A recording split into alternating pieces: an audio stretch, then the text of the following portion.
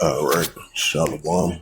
First and foremost, like give all praises and glory and honor to Yahweh Bashem, Yahweh Shai Hashem, Wakakadash, in the Heavenly Father, true name is Yahweh, and his unbegotten Son, Bahashem, in the name of Hamashiach, Yahweh Shai. Those are the true names in the ancient Paleo Hebrew. The Lashon Kadash Luton, and I say Barakatham to your elders and apostles, Wa'akim, Wa'akwaf, and I say Shalom. And this is a prophecy update as December 28th, 2025. And it's Sunday afternoon. And this is from the MiamiHerald.com, published by Ellie Cook from the Newsweek World Update, December 28th, 2025 at 5:41 a.m. And it reads, Iran in full-scale war with U.S. ready with decisive response. Especially, we've been seeing once again the back and forth ongoing tension heating up between, the Israeli Defense Force and Iran as well too. It says Iran is in a full-scale war with the U.S., Europe, and Israel. The country president said on Saturday. Tehran military forces are now far stronger than the brief daily war Iran fought with Israel earlier this year. It says during the U.S. also struck the country. Peskalakan, if I pronounce his name right, said in an interview published on the official website for Iran Supreme Leader Atali Ali Kamali. It says Newsweek has contacted the White House via email for comment. It says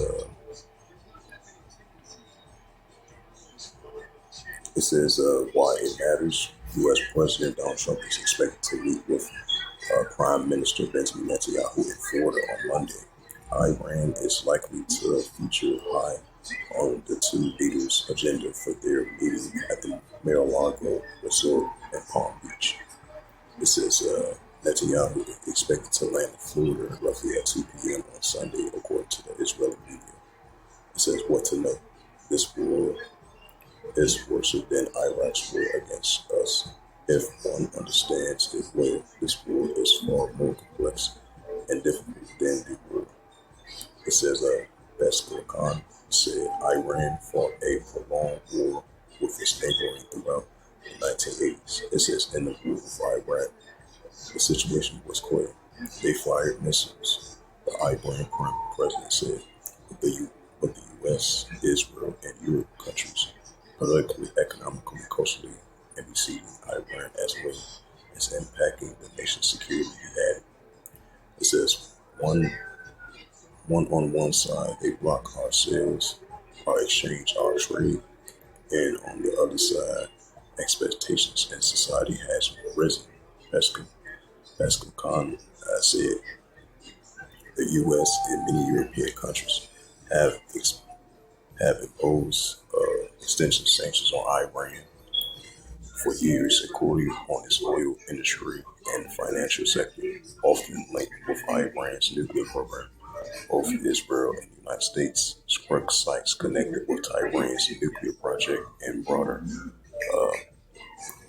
military during the 12-day war between Israel and Iran in June this year. It says that Iranian officials say more than 1,000 people were unalive in Iran and several thousands more injured. 28 people were unalive in attacks on Israel.